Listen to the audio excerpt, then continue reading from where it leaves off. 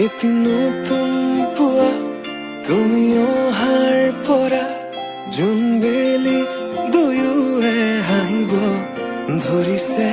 পোহৰ আহিছে বুলি খোলো মই খিৰিকী, বেলি নহয় চুমীয়া তোমাৰ আগমনি।